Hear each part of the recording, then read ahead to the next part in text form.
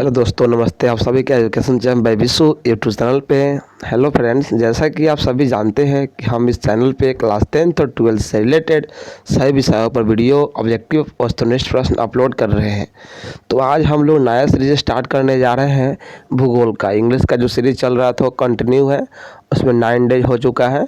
अभी 12 या 13 दिन और उसमें होगा सीरीज, फिर से हमारा ऑब्जेक्टिव कंप्लीट हो जाएगा। और आज हम भूगोल क्लास 12th की जो है भारत की भूगोल और अर्थव्यवस्था, वो पाठ्य पुस्तक की प्रथम चैप्टर जो है और उसका नाम क्या है, जनसंख्या वितरण, घनत्व और वृद्धि, इसके महत्वपूर्ण प्रश्नों को देखने वाले हैं।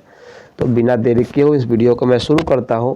और अगर वीडियो अच्छा लगे तो चैनल को सब्सक्राइब जरूर करें और वीडियो को लाइक करें, ठीक है। तो वीडियो को अंत तक देखना ना भूलें। चलिए, तो सबसे पहला प्रश्न आज का है, क्या है, एक मिनट थोड़ा रुकिएगा।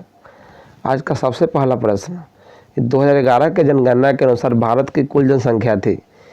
तो ऑप्शन है 121.02 करोड़, 140 करोड़, सी 148 करोड़ और डी इनमें से कोई नहीं। तो आपको पता होना चाहिए कि 2011 के जनगणना के अनुसार जो भारत की कुल जनसंख्या थी वो 121.02 करोड़ या 121 करोड़ कहीं कहीं लिखा होता है। तो एक का आंसर हो जाएगा ए, ठीक है। चलिए, 2011 की जनगणना के अनुसार चीन के बाद विश्व में भारत का कितना स्थान था जनसंख्या के मामले में, याद रखना है। 2011 की जनगणना के अनुसार जो विश्व में सबसे अधिक जनसंख्या वाला जो देश था वो चाइना था, जो प्रथम स्थान पे था। और उसके बाद जो भारत था उसका स्थान पूछ रहा है कितना था। तो चाइना के बाद ये भारत जो था दूसरा स्थान पे था, सेकेंड नंबर पे। तो दो का आंसर हो जाएगा आपका बी। चलिए, हमारे देश में जनसंख्या के आंकड़ों को कितने वर्षों बाद एकत्रित किया था, अर्थात हमारे देश में जो जनगणना होती है वो कितने वर्षों बाद होती है, आपको पता है। हमेशा 10 वर्ष के पश्चात, जब 10 वर्ष पूरी जाती है उसके पश्चात हमारे देशों में जनगणना होती है। तो ऑप्शन है 10 वर्षों बाद, 9 वर्षों बाद, 11 वर्षों बाद, इनमें से कोई नहीं। तो 3 का आंसर हो जाएगा ए, 10 वर्षों बाद, ठीक है। चलिए, भारत की पहली जनगणना कब हुई थी। जो भारत में जो पहली जनगणना हुई थी कब हुई थी, 1872 में हुई थी, याद रखिएगा 1872 में हुई थी, ठीक है। चलिए, भारत की पहली संपूर्ण जनगणना कब संपूर्ण हुई। 1872 में जनगणना हुआ था लेकिन संपूर्ण नहीं हुआ था। पहली जनगणना जो संपूर्ण जनगणना संपन्न हुई वो वर्ष था 1881। तो 5 का आंसर रखिएगा बी, ठीक है। चलिए, 2011 के जनगणना के अनुसार इनमें से किस राज्य की जनसंख्या सर्वाधिक है। ऑप्शन है उत्तर प्रदेश, महाराष्ट्र, बिहार, वेस्ट बंगाल। आपको पता होना चाहिए कि 2011 के जनगणना के अनुसार उत्तर प्रदेश जो है उसकी जनसंख्या सबसे अधिक थी, ठीक है। तो 6 का आंसर हो जाएगा ए। चलिए, 7वां प्रश्न, भारत के 2011 के जनगणना के अनुसार निम्न राज्यों की जनसंख्या के घटते क्रम को बताइए। देखिए, जनसंख्या घटते क्रम मतलब 12 से क्या होगा, छोटा होगा, वो क्रम बताना है, ठीक है। तो आपको पता होना चाहिए सबसे अधिक किसका था, सबसे अधिक जनसंख्या वो था उत्तर प्रदेश का, उत्तर प्रदेश। फिर था हमारा महाराष्ट्र, फिर था हमारा बिहार, फिर था हमारा पश्चिम बंगाल। तो उत्तर प्रदेश, महाराष्ट्र, बिहार, पश्चिम बंगाल, यही क्रम होगा जनसंख्या घटने का। तो आपका जो आंसर है वो बी नंबर हो जाएगा, 7 का बी, याद रखिएगा। 2011 की जनगणना के अनुसार भारत का जनसंख्या घनत्व कितना था।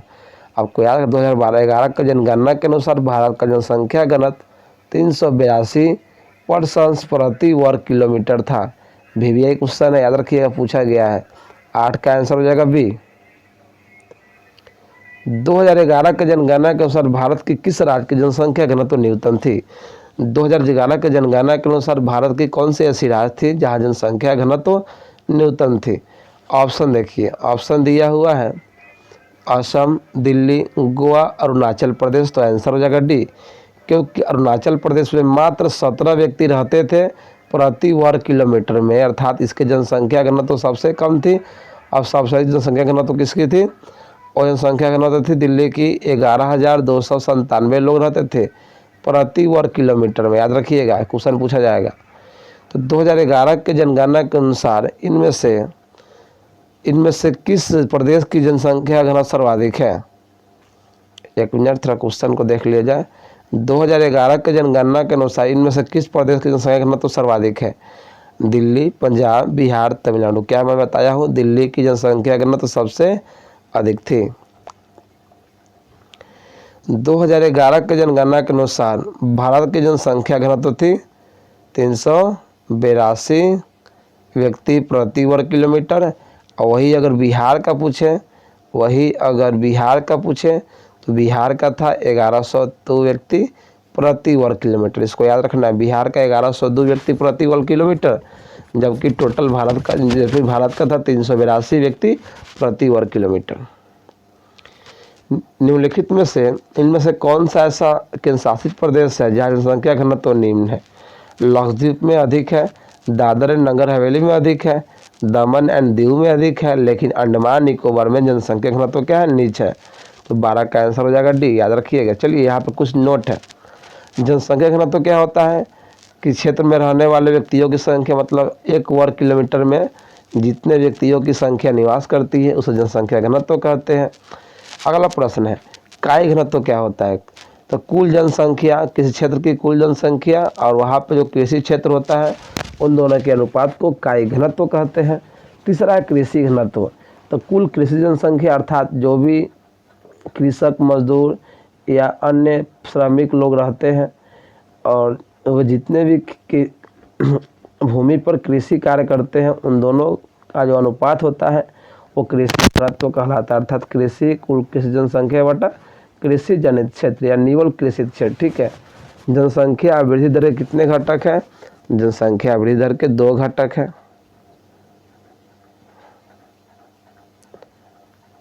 चलिए एक मिनट, सॉरी, जनसंख्या वृद्धि दर के 2 घटक है, याद रखिएगा। तो 13 का आंसर हो जाएगा बी। चलिए, जनसंख्या वृद्धि के 2 घटक कौन कौन है? एक घटक होता है प्राकृतिक घटक, दूसरा होता है अभिप्रेरित घटक, याद रखिएगा। तो ए तथा बी दोनों हो जाएगा। ठीक है, सी हो जाएगा, सी नंबर। ठीक है, चलिए, प्राकृतिक घटन का निर्धारण किया जाता है। पहला तो एक होता है जन्म दर द्वारा, जन्म दर के माध्यम से प्राकृतिक घटक का निर्धारण होता है। और एक होता है मृत्यु दर द्वारा। कौन दर द्वारा? मृत्यु दर द्वारा। तो इसका आंसर हो जाएगा ए और बी दोनों। ठीक है, आंसर हो जाएगा सी।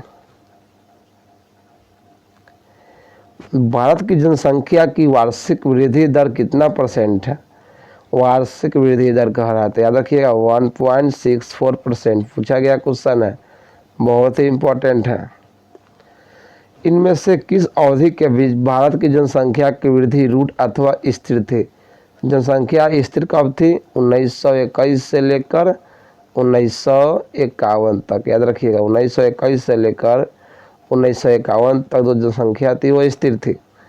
इनमें से किस अवधि को भारत की जनसंख्या के विस्फोटक अवधि के रूप में जाना जाता है?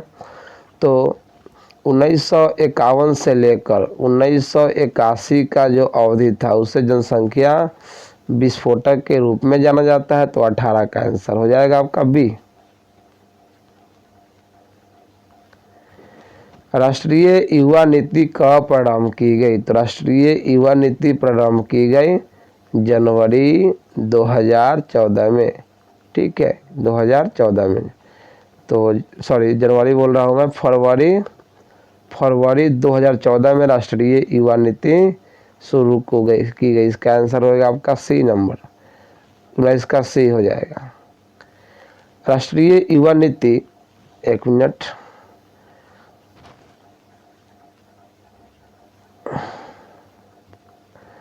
राष्ट्रीय युवा नीति के अंतर्गत कितने वर्षों की आयु समूह के व्यक्ति के युवा के रूप में प्रभावित करती है? कितने वर्ष की व्यक्ति को हम युवा मान सकते हैं? तो इसका ऑप्शन हो जाएगा 15 से लेकर 29 वर्ष। अगर कोई व्यक्ति 15 से लेकर 29 वर्ष तक का है तो राष्ट्रीय युवा नीति के द्वारा उसे युवा घोषित कर दिया गया। इनमें से किस राज्य में ग्रामीण जनसंख्या सर्वाधिक थी? Bihar, Sikkim, both, none of this. तो किसमें? बिहार और सिक्किम में ग्रामीण जनसंख्या क्या है? काफ़ी अधिक है, याद रखिएगा। भारत का भाषाई सर्वेक्षण के अनुसार देश में कुल कितनी भाषाएं हैं? तो देश में कुल 179 भाषाएं हैं, जबकि 22 भाषाएं जो है 8वीं अनुसूची में संलग्न हैं। भारत का भाषाई सर्वेक्षण के अनुसार देश में कुल कितनी बोलियां थी? तो देश में कुल 544 बोलियां थी। इस बात को याद रखना है। 22 का ए। संविधान के अनुसार भारत की कितनी भाषाएं अनुसूचित है? तो 22 भाषाएं हैं जो 8वीं अनुसूची में अभी भी है। भारत की 22 अनुसूचित भाषाओं का वर्णन संविधान के किस अनुसूची में किया गया है? 8वीं अनुसूची। अनुसूचित भाषाओं में कौन सी भाषा बोलने वालों की संख्या अथवा प्रतिशत सर्वाधिक है? हिंदी, मलयालम, मराठी, तमिल। तो हिंदी बोलने वालों की संख्या काफ़ी अधिक है, इसको याद रखना है, ये भी यही है। निम्नलिखित में कौन सी भाषा परिवार भारत में अत्यधिक मात्रा में लोग बोलते हैं? ऑस्ट्रिक, द्रविड़, चीनी, तिब्बती, भारतीय यूरोपीय। जो भारतीय यूरोपीय है 73% लोगों के द्वारा यह भाषा बोला जाता है हमारे भारत जैसे देशों में। इनमें किस धर्म के लोग भारत के में अधिकांश मात्रा में हैं? तो पता है हिंदू धर्म के जो लोग हैं भारत में अधिकांश मात्रा में हैं। कौन धर्म के लोग? हिंदू धर्म के लोग। अब आर्थिक स्तर की दृष्टि से भारत की जनसंख्या को कितने वर्गों में बांटा गया है? तो भारत की जनसंख्या को 3 वर्गों में बांटा गया है। कौन कौन? मुख्य श्रमिक, सीमांत श्रमिक, अश्रमिक। मुख्य श्रमिक उसे कहते हैं जो कम से कम 183 दिन काम करेगा, कम से कम 183 दिन या 6 महीने, कम से कम, उससे कम नहीं होना चाहिए, मतलब करने तो 183 दिन से अधिक का काम किया तो मुख्य श्रमिक कहलाएगा। सीमांत श्रमिक वे कहलाते हैं जो 1 वर्ष में 183 दिन या 6 महीने से कम काम करता है। ठीक है, याद रखिएगा। चलिए, भारत में 2011 का जनगणना के अनुसार श्रमिकों का प्रतिशत मात्रा है। श्रमिक अर्थात सीमांत श्रमिक और मुख्य श्रमिक, तो मात्र 39.8% मुख्य श्रमिक और सीमांत श्रमिक है, बल्कि जो 60% जो है वो अश्रमिक वर्ग के अंतर्गत आते हैं। सन 2011 में जनगणना में भारत की श्रमजीवी जनसंख्या को कितने में बांटा गया है? तो भारत के 2011 का जनगणना के अनुसार श्रमजीवी जनसंख्या को 3, 4, 5, 4 वर्गों में बांटा गया है। कौन कौन किस में बांटा गया है? नाम बताइए। तो नाम नीचे लिखित है।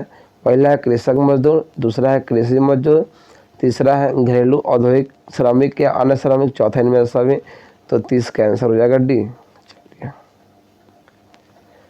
निम्नलिखित राज्यों में से किस एक में जनसंख्या का घनत्व सर्वाधिक है?